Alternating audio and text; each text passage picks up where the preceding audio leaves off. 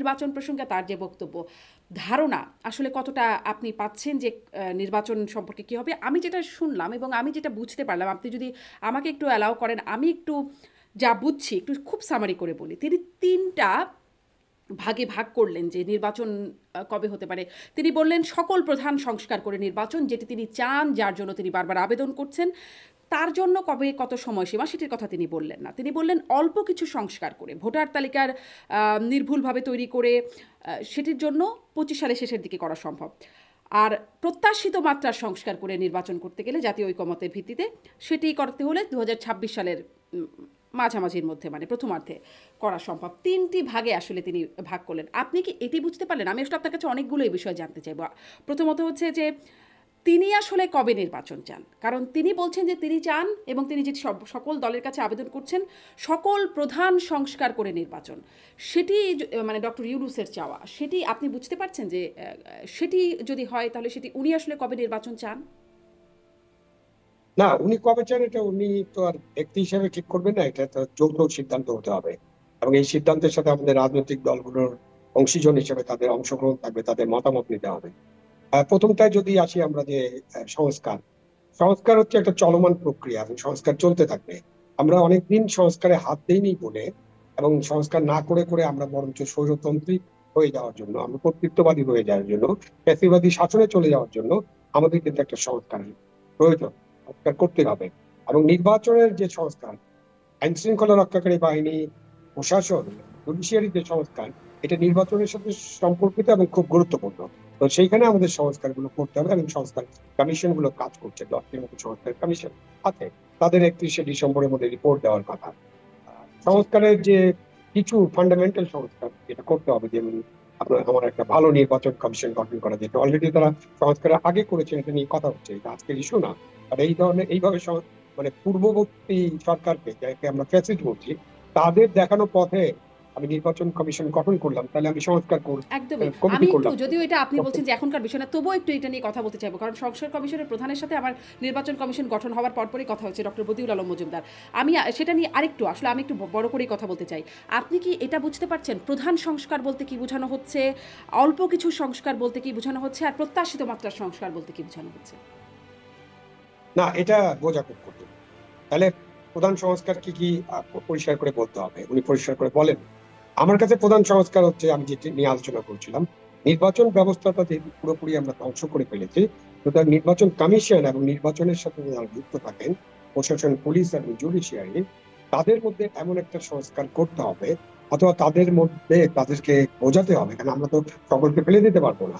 এবং তাদেরকে বোঝাতে হবে যে আমরা একটা নির্বাচন চাই, শান্তিপূর্ণ, উৎসবমুখর, এবং সকল নাগরিক তাদের ভোটাধিকার যাতে প্রয়োগ করতে পারে, এবং ভোট দিয়ে যাতে নিরাপদে তাদের বাসায় যেতে পারেন। ভোট কেন্দ্রে যেন ভোট গণনা শান্তিপূর্ণ হয়, এবং ন্যায় ন্যায়ানুপাত, যার ভোট যিনি পেয়েছেন তার জন্যই যেন কাউন্টটা হয়, এবং সেই রেজাল্টটা ভোট কেন্দ্রে ঘোষণা করতে হবে। এবং তারপরে সেই রেজাল্টটা যেখানে যাওয়ার, ভোটের দিকে যেখানে যেখানে যাওয়ার, সেখানে সেখানে চলে যাবে। এই ধরনের আইন এবং বিধি কিন্তু আমাদের আছে, সুতরাং এটার প্রয়োগ নেই। প্রয়োগ করার সময় আমাদের গণকর্মচারীরা, আমাদের রাজনীতিবিদরা, যে রাজনৈতিক দল ক্ষমতায় থাকে, এবং আমাদের নির্বাচন কমিশন ছোট জগন্নাথের মতো এগুলো এগুলো প্রয়োগ করে না। ফলে প্রয়োগ না করার ফলে নির্বাচনটাই পুরোপুরি প্রশ্নবিদ্ধ হয়ে যায়। এবং 14তে তো নির্বাচন কেমন হয়েছে আমরা জানি। 18তে রাতের বেলা ভোট হয়েছে, ব্যাপক অভিযোগ।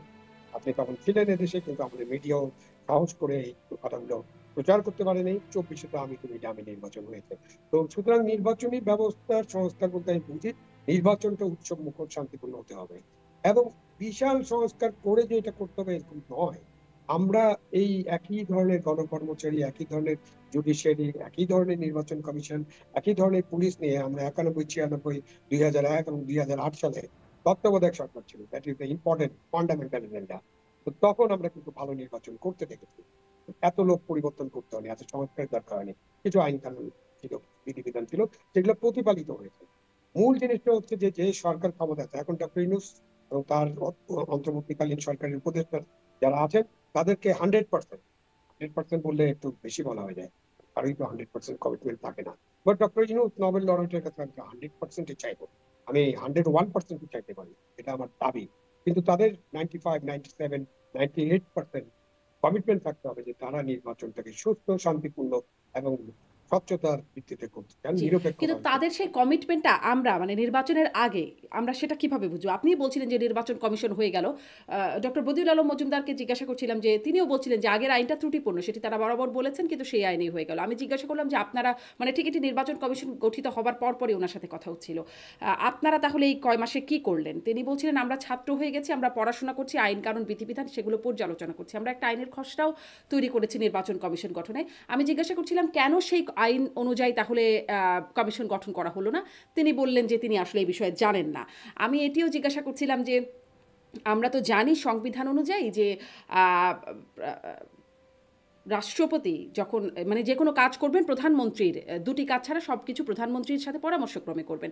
এখানে এই বিষয়টিও প্রধানমন্ত্রীর সাথে পরামর্শক্রমে করার কথা কিন্তু কোনো প্রধানমন্ত্রী নাই। কার সাথে আলোচনা করে তাহলে তিনি আসলে করলেন? তিনি বলছেন এই বিষয়টিও তিনি জানেন না। এরকম আমি আরও মানে জিজ্ঞাসা করছিলাম কারণ গত নির্বাচন কমিশন যখন গঠিত হলো তখন 10 জনের মধ্যে থেকে যখন 5 জনকে বাছাই করা হলো ডক্টর বদিউল আলম মজুমদার বেশ উদ্গ্রীব ছিলেন যে বাকি 5 জন কারা সেটি জানবার জন্য। এবারে কি জানতে চেয়েছেন, জানতে পেরেছেন সেটিও আসলে তিনি জানেন না। এই বিষয়গুলো তিনি আমাকে বলছিলেন। তাহলে আসলে স্বচ্ছ কোথায় হলো? মানে আমরা আপনি যে বলছিলেন যে কমিটমেন্ট দেখাতে হবে, আমরা তার প্রথমেই কি দেখলাম? নির্বাচন প্রক্রিয়ার একদম প্রথম পর্যায়ে যা হলো আমরা কি দেখলাম? না, এটা স্বচ্ছ হয় নাই। এই যে আগের ঐতিহাসিক আলোচনা যেহেতু গেলেন, যে ডক্টর বদিউল আলম মজুমদার উনি যা যা বলেছিলেন, উনি এবার জানতে চাইলেন না, উনি তো কোর্টে যেতে পারতেন, উনি তো সরকারের অংশ নয়। সুতরাং ওনার বিষয়টা ওনাকে ব্যাখ্যা করতে হবে, এবং নাগরিক হিসাবে অনেকেই তার কাছে এই ব্যাখ্যা চাবে। আপনি চেয়েছেন কিন্তু আপনি তো কোনো উত্তর পেলেন না। এই যে উত্তর না দেবার যে প্রবণতা, এটা একটা রাজনৈতিক অপসংস্কৃতির প্রবণতা। উনি তো কোনো রাজনৈতিক দল করেন না। সুতরাং ওনার এই জানা দরকার ছিল। উনি আরো জানতে চেয়েছিলেন কে কার নাম প্রস্তাব করেছে, কোন দল, কোন গোষ্ঠী, কোন ব্যক্তি তার নাম প্রস্তাব করেছে, এগুলো জানতে চেয়েছিলেন। উনি কোর্ট পর্যন্ত গিয়েছিলেন, তো এবার উনি জানলেন। তো জানলেই এটা হতে পারে যে বর্তমান উপদেষ্টা সরকারকে, উপদেষ্টা পরিষদের সরকার যেটা আছে, সেই সরকারকে উনি বিব্রত করতে চান, এটা হতে পারে একটা কারণ। বাট আমরা এই যে বিব্রত করতে চাই না, কিন্তু যদি কোনো জিনিস অস্বচ্ছ হয়ে যায়, কোনো জিনিস যদি ভুল হয়ে যায়, আমরা বলবো না এটা তো নয়।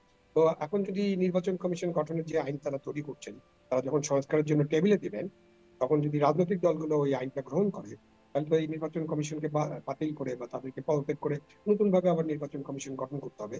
পথ খোলা আছে। এমন তো না যে নির্বাচন কমিশন গঠন করেছে এবং এটাই থাকতে হবে। ওইটা বলা, ওইটাকে রাখতে চাওয়াই হবে একটা অগণতান্ত্রিক সিদ্ধান্ত বা অগণতান্ত্রিক প্রক্রিয়া। সুতরাং এটা বদলানোর সুযোগ আছে। আমি সুযোগ নেই এরকম বলছি না।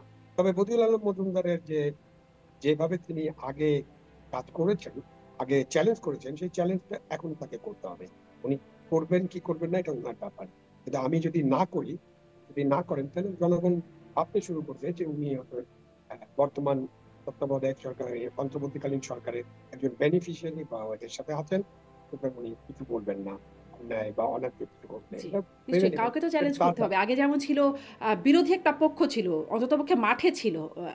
তারা নানান রকম সমালোচনা করত। এখন তো সবাই ঐক্যমত। তাহলে আ চ্যালেঞ্জটা কে করবে? সেই প্রশ্নটা স্বচ্ছতার জন্য তো এই আমাদের যে চ্যালেঞ্জটা চ্যালেঞ্জটা যেমন আপনার করতেই সাথে হবে। আলোচনা হচ্ছে, আমি তো বললাম যে এটা একদমই, অবশ্যই একদমই। জি, ভুল নিশ্চয়ই আপনি হয়েছে, সেটি বলছিলেন। ভুল হয়েছে। একটু আসি সুতরাং যে এটা আ একটা চ্যালেঞ্জ।